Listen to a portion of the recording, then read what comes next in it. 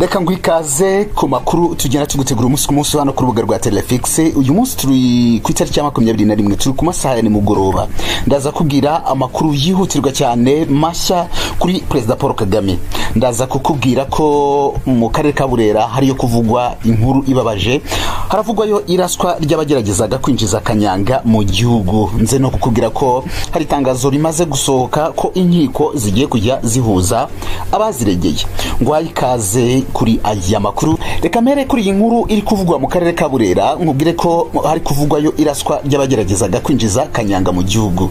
Itangaza makuru ryo muri Uganda riravuga ko umwuka mubi wongeye gututumba ku mupaka uhuza u Rwanda na Uganda hagati y'uturere twa Burera na Kabare, nyuma yuko abantu batatu bagerageza kwinjiza mu gihugu cy'Ikiyobyabwenge cya kanyanga. Makuru avuga ko umwe muri batatu barashwe yahise apfa, abandi babiri bagakomereka, bikaba byabaye saa 9 n'igice z'igishuru cyo kuri uyu wa gatandatu ahitwa Mushunga ho mu karere ka Burera. Uwapfuye bivuga ko ari uwitwa Muremyi Chabobuzi wo mu karere ka Burera, mu gihe abakomeretse ari Rusizi rwa Mayanje na Ronaldi Nihabusa. Abayobozi ku ruhande rwa Uganda bavuga ko abarashwe cyo kimwe n'inshuti zabo z'Abagande bari kumwe bari bavuye mu gasantere k'ubucuruzi ka Muguri bafite amashashi y'ikinyobwa cya kanyanga kitemewe ku butaka bw'u Rwanda. Chimp Report ivuga ko mu gitondo abashinzwe umutekano ku ruhande rwa Uganda bayobowe n'umuyobozi wa polisi ya Uganda muri Kigezi Dani bya Ruhanga n'umuyobozi wa polisi mu karere ka Kabare Brian Ampeire bihutiye kujya ku mupaka kugira ngo basuzume uko ibintu bimeze. Abakomeretse bagiye kuvurirwa ku kigo nderabuzima cya Rubaya ya gatatu. RPC bya Ruhanga ngo yashinje u Rwanda kuba buri gihe rwitabaza imbaraga z'umurengera mu guhangana n'abambuka umupaka mu buryo unyuranyije n'amategeko. Kugeza ubu nta kinzego zishinzwe umutekano mu Rwanda ziravuga kuri aya makuru. BWIZA.com gihe inkuru yagerageje kubaza mu buvugizi bw'ingabo z'u Rwanda imvano y'aya makuru, ariko ngo ntibyabakundira. Ubutumwa bandikiye umuvugizi nabwo ngo ntabwo bandikaga inkuru bari bakabusubizwa. Ni inkuru iri kuvugwa rero, gusa ingabo z'u Rwanda ntacyo zari zavugaho. Reka nyarukire ku makuru mashya ari kuvuga kuri nyakubahwa Perezida wa Repubulika y'u Rwanda Paul Kagame. Biravuga ko yitabiriye mu buryo bw'ikoranabuhanga inama ya G20. Perezida Kagame yitabiriye mu buryo bw'ikoranabuhanga ndetse ageze ijambo ku nama abakuru b'ibihugu bigize ihuriro ry'ibihugu 20 bikize ku isi G20 mu kiganiro cya kigamije kwigira hamwe uburyo bwo guhangana n'ingaruka z'icyorezo cya coronavirus. Iyi nama ni iya mbere ya G20 ibaye mu buryo bw'ikoranabuhanga. Ubusanzwe yagombaga kubera muri Arabie Saoudite mu murwa mukuru w'iki gihugu Riyadh. Gusa icyorezo cya coronavirus kibasiye isi cyatumye ibintu byinshi bihinduka, ikorwa mu buryo bw'ikoranabuhanga. Ikiganiro cya Perezida Kagame yagitanze mu izina ry'ishami ry'umuryango wa Afrika yunze ubumwe ushinzwe iterambere NEPAD, kigaruka ku ngamba zo guhangana na COVID-19 ndetse no kuzahura ubukungu. Kimwe mu biri ku isonga mu ngingo z'ibyigwa ni ikijyanye no kugura urukingo rwa COVID-19 nuko ruzakwirakwiza ndetse n'uburyo bwakorohera ibihugu bikennye gupima iki cyorezo ku giciro gito. Ikindi ni uburyo ibihugu bikennye byakoherezwa ku myenda byahawe bigabwa igihe kirekire cyo kuyishyura. Arabie Saoudite iyoboye ibihugu bigize G20 muri uyu mwaka ku buyobozi bwayo miliyari ibihumbi 11 z'amadolari zashoye ibikorwa bigamije guhangana n'ingaruka z'icyorezo cya coronavirus ku bukungu bw'isi, ndetse byemera gutanga miliyari 21 z'amadolari agenewe inzego z'ubuzima mu guhangana na COVID-19. G20 ni ihuriro mpuzamahanga ry'ibihugu 19 n'umuryango w'ibihugu by'ubumwe bw'Uburayi. Ibyo bihugu bindi ni Argentine, Australia, Brazil, Canada, Ubushinwa, Ubufaransa, Ubudage, Ubuhinde, Indonesia, Ubutaliyani, Ubuyapani, Mexique, Uburusiya, Arabie Saoudite, Afrika y'Epfo, Korea y'Epfo, Turkiya, Ubwongereza na Leta Zunze Ubumwe za Amerika. Ibyo nibyo bihugu bigize G20. Ayo niyo makuru mashya ari kuvuga kuri nyakubahwa Perezida wa Repubulika y'u Rwanda. Ariko reka nkubwire nanone itangazo risotse nonaha ko inkiko zigiye kuzya zihuza abaziregeye. Umuvugizi w'inkiko mu Rwanda Bwana Horizon Mutabazi yabwiye umuseke ko hari gahunda igiye gutangizwa yo guhuza abaziregeye bakumvikana mbere y'uko urubanza rujya mu mizi. Ibi ni uburyo bumwe bwo kugabanya imanza zivamo abatsinda n'abatsindwa bagafungwa. Ikiganiro yahaye umuseke kibanze kwiteganyijwe gukorwa mu cyumweru cyahariye ubucamanza kizatangira tariki 23 kikarangira tariki 27 Ugushyingo 2020. Icyumweru cyahariwe ibikorwa by'ubucamanza kigiye kuba ku nshuro ya gatatu. Iyo gahunda yatangiye muri 2018 kandi iracyakomeye. Horizon Mutabazi avuga ko buri mwaka bategura insanganyamatsiko bitewe n'icyo babona gikenewe. Ati gahunda y'icyumweru cyahariwe ubucamanza yatangiye muri 2018, ariko buri mwaka mu butabera tugena insanganyamatsiko zihariye kugira ngo zizaganirweho hagamijwe kunoza imitangire y'ubutabera kubagana inkiko zo mu Rwanda. Mutabazi avuga ko muri uyu mwaka w'ubucamanza hazarebwa icyakorwa ngo habeho ubuhuza hagati y'urega n'uregwa kugira ngo biyunge ikirego kitaratangira kujya mu mizi. Avuga ko abantu bagombye kwirinda kwitiranwa ubwunzi bwo mu nkiko n'ubwunzi bukorwa n'urwego rw'ubunzi. Kuri we aho bitandukaniye nuko ubwunzi bwo mu nkiko buzakorerwa abantu bamaze kugeza ibibazo cyabo mu rukiko, mu gihe ubwunzi busanzwe bwo buba bugamije kurinda ko abantu bagana inkiko ahubwo bakungwa hagati yabo. Yabwiye Umuseke ko ubwunzi bwo mu nkiko buzakorwa n'abacamanza n'abanditsi b'inkiko. Mu ntangiriro z'icyumweru kizatangira kuwa mbere tariki 23 Ugushyingo 2020 hateganijwe ikiganiro kizahuza perezida w'urukiko rw'ikirenga n'abanyamakuru. Inzego zitabira ibikorwa byo mu cyumweru cy'ubucamanza nizi zikurikira: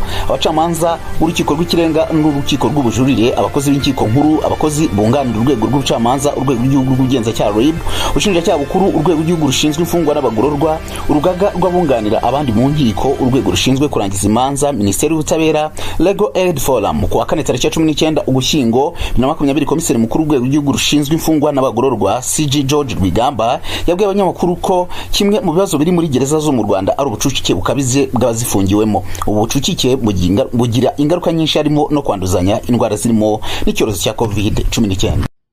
U Rwanda rukomeje kwakira impunzi n'abimukira bo ku mugabane wa Afurika bava mu gihugu cya Libya. Mu ijoro ryo kuri uyu wa kane ushize rwakiriye abagera kuri 79.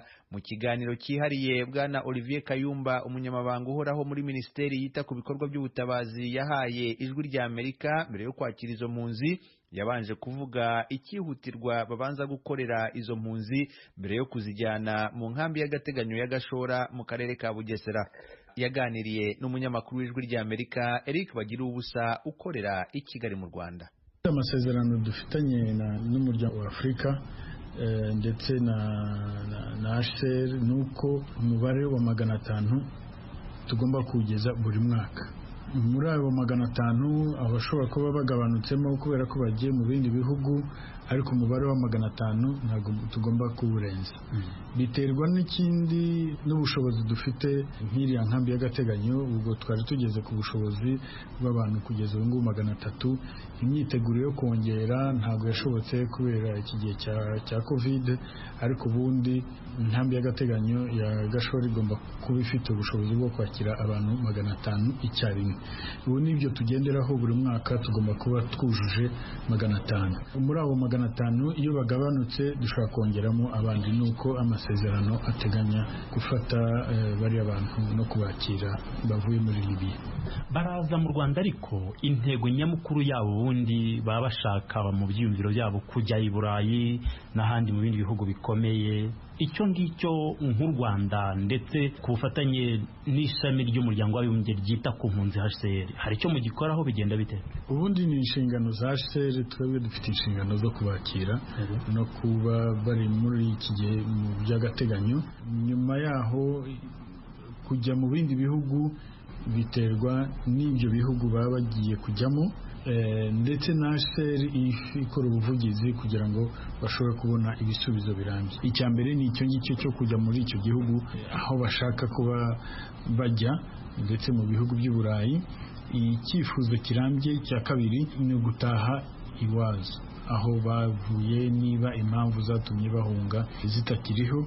Hanyuma igisubizo kirambye cya gatatu ni ukuba mu Rwanda bakabaho nk'abandi banyamahanga batuye mu Rwanda. Ubwo dutegereza ko umuntu ahitamo icyo yifuza kugira ngo dushobore kukimufashamo. Mu gihe rero habonetse ibihugu bishobora kubakira, nabyo turafatanya izo mpunzi zikagenda. Twebwe tubaha impapuro z'inzira zishobora kubavana mu Rwanda bajya muri ibyo bihugu. Mwari muvuze ko hariho n'abashobora gusaba kuguma mu Rwanda.